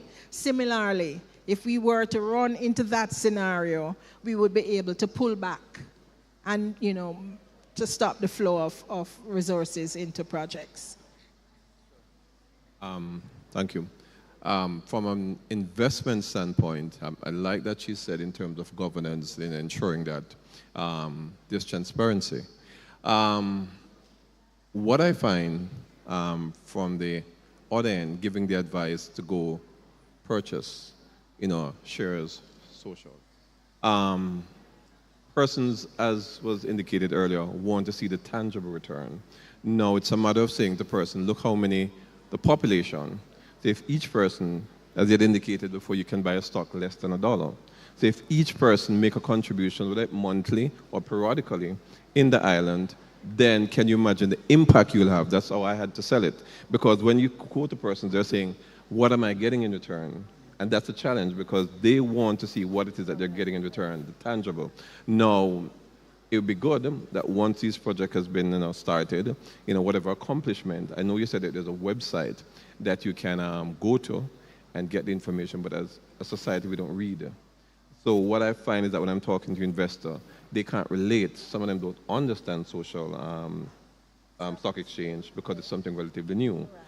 So therefore, I guess it's a matter of educating. So I find that I have to be educating persons about the social stock exchange and the benefit, which might not be immediate but long term. And if each person give 1 cent, it will be compounded when you look at the population size. So I think the more information and the awareness, then person will buy into it. That's part of the reason why I'm so happy to be here today, because we recognize that the knowledge gap is still there. So, and then what I've found is, because we have a program where we're now going out to entities, to organizations, to explain one-on-one with small groups. And once people understand, and I expect to see that effect today, we have people making a commitment. And the commitment can be anything. When we go to companies, we ask that through their their accounting system, they make a commitment to X amount that could be deducted from salary. So it's a program called Give a Little, right? So, and we ask for 1,000, but it could be less or it could be more. Right now we're talking to our uniform groups, and there is a commitment that, yes, we will support. And as you said, it is compounded, it's a cumulative effect. For the individual person, we have pledge forms today. If you want to, you could pledge an amount that you'd like to give. And even if you don't have it today, we will follow through with you, keep contact, and the pledge can be made, the actual donation can be made. And at any time, you can go on the website and not just, you say we don't read, but that's the beauty of the website too. A lot of it is visual because we post the photos which show you the progress of the projects, And on the website, you can make a donation. So the website is so set up that once you go on jsscja.com, you can either click on projects or there's a button at the top that says donate now. And it allows you to use your credit card or your debit card, a minimum of $500 on the website, mark you. But it can be used to make any amount, unlimited contribution into the program. Just to add that she made mention that the project. So I was fortunate to have partnered with the Social Stock Exchange. It was in SAV, and to me that was very exciting because then I was a part of giving financial advice to a small group of entrepreneurs. These were chicken farmers, pig farmers, it was very good, very informative to talk with them on a one-on-one basis and to give advice so you saw the benefit of it. So when I got involved, that was when I realized the real impact of it. So if you don't know, then you won't understand how it's reaching lives. And if I might just add one thing before you speak, Neville, is that the Social Stock Exchange has been set up to operate 2 markets. Currently, we are operating the first market, which is a starting point that will enable what we're calling social enterprises. to have a trajectory that can get them over into market 2. Now, market 2 hasn't started yet. But let me just say a little more about market 1. Market 1, where we are, is where we can start, which is we can take donations. So these projects that are on market 1 are projects. They start and they end. And there's a fixed budget that we're seeking to raise from the market to help them to implement successfully this project that will be reported on, that the impact will be measured, and so on, to encourage trust and confidence to do more of that.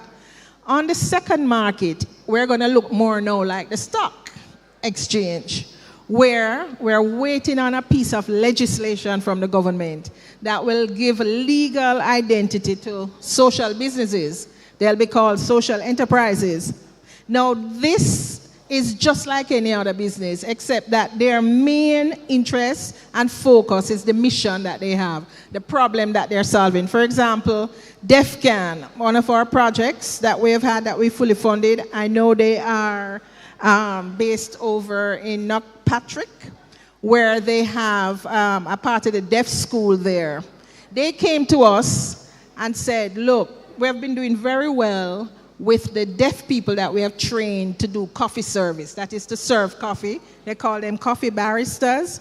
Right now, they're better than any other coffee service you have in Jamaica.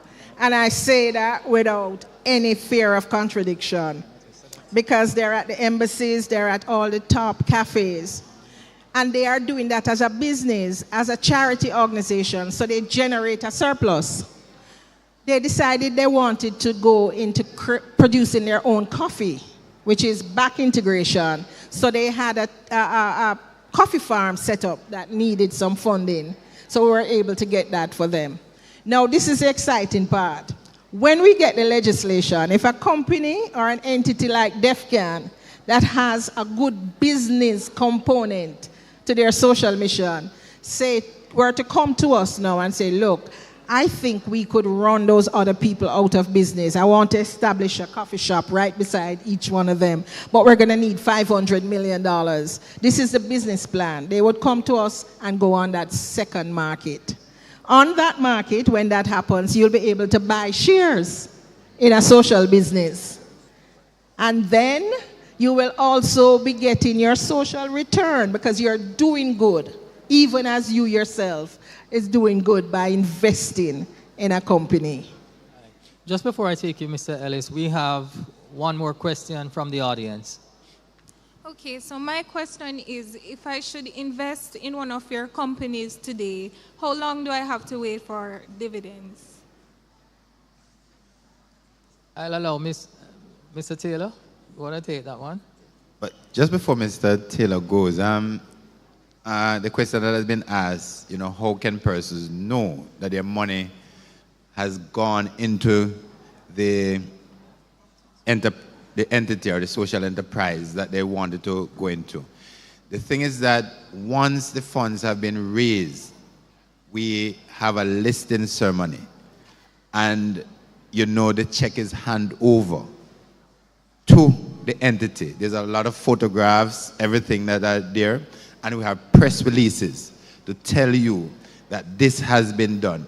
And the press releases are sent to all the media stations, and we know that NCU is a part of it also. So, and it will be in the newspaper, all over the media, that this has been done. So you can be assured that your money is going into what you want, the project that you wanted to go into.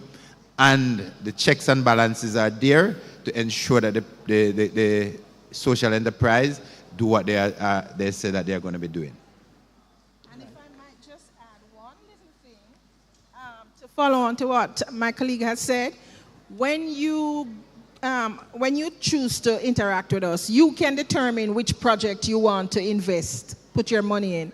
But also, you could make the donation directly into a account that we manage, the Jamaica Stock Exchange, so that if there's a shortfall, say for one of the projects, we are able to bridge the gap. So you're trusting us to manage the funds for you, but towards the projects that we have listed. Sure. Mr. Taylor. Right. All right, so to answer the question in regards to dividend payments, usually information is always produced and it's made available through the stock exchange on their website.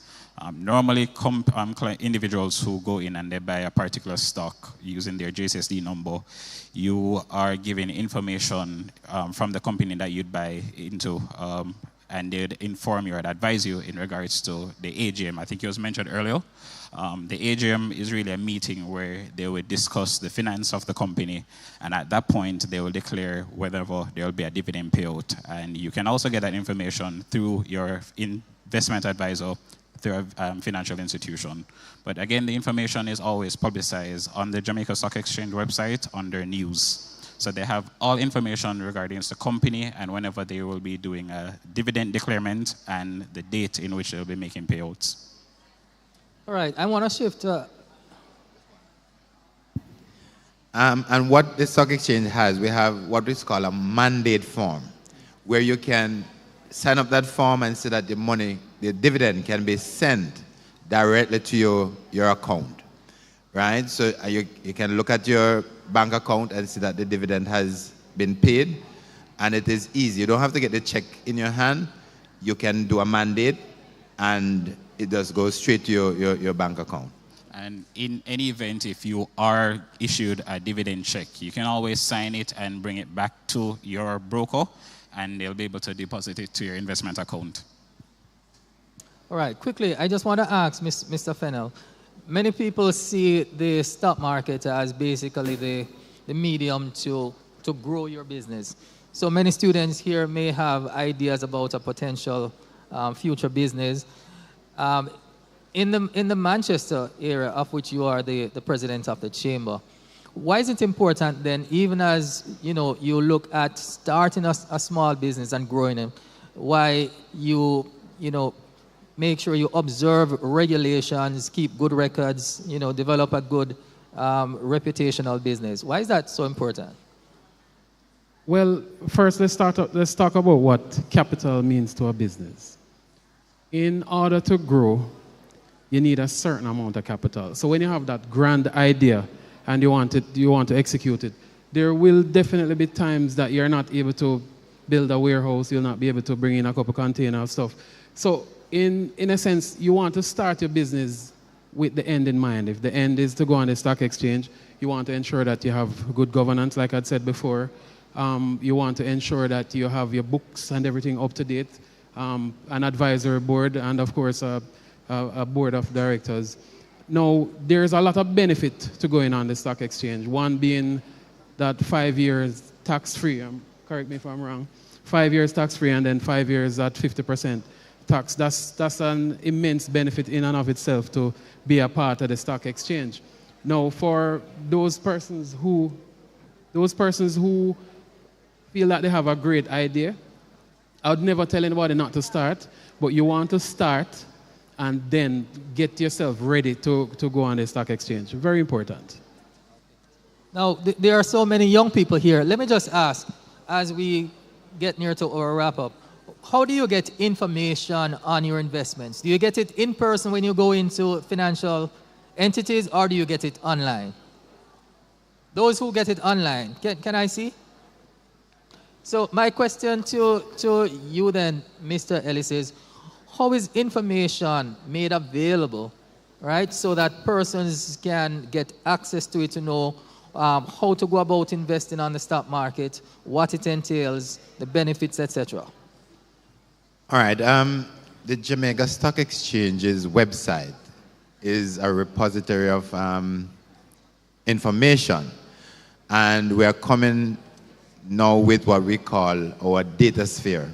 We are able to access data to make financial decisions. So your first port of call when you need information is the stock exchange website, www.jamstockex.com. You go there, you can, and it's easy to navigate, right? You have the newspaper, they're online also. Information on the Jamaica Stock Exchange is there. Every day, the reports come out about the market on the different media. And I know NCU bring it also. So we use all the different media that we have, to the different medium that we have to give information on the market. And so a company that is listed on the market, the information is always there in the public domain, whether it's online, whether it's through the electronic media, whether it's through the print media, it is there. So we have different medium where you can garner information on the market. So you can use those medium. And as Sir Fennell was saying, we have different markets. We have the junior market. If a company is listing, you get 5 years corporate tax break. You don't have to pay any taxes for the first 5 years. And the next 5 years, you pay 50%. Right? So companies can make use of those when they get to list on the market. The main market, you don't have that benefit. But the difference with the junior market and the main market is that there's in the limit amount of the capital that it can raise. Right? The government has moved it to 750 million, right, Ainsley? So the thing is that that's a maximum that you can raise on the junior market. But for the main market, you can raise any amount of capital once your business is so structured. Right. Unfortunately, we are out of time. We've been looking at the theme, continuing the legacy of financial and social investments. And we're very happy to have with us Mr. Ricardo Hale, student of NCU, Mr. Shannon Taylor from QMAX, and we also had Mrs. Nora Blake, manager of the Jamaica Social Exchange, Mr. Ainsley White, head of sales at the JN Fund Managers, Mr. Amar Fennell, the president of the Manchester Chamber, and Mr. Neville Ellis, marketing manager at the Jamaica Stock Exchange. I'm trusting that you all were very informed and that you will indeed go ahead today and make that decision to move ahead using the stock exchange as the vehicle to create generational wealth. Please remember that we have various booths set up around. You may feel free to visit and to also benefit from what is being showcased. Thank you very much, and we sign off from this panel. Thank you very much, panel. Thank you very much.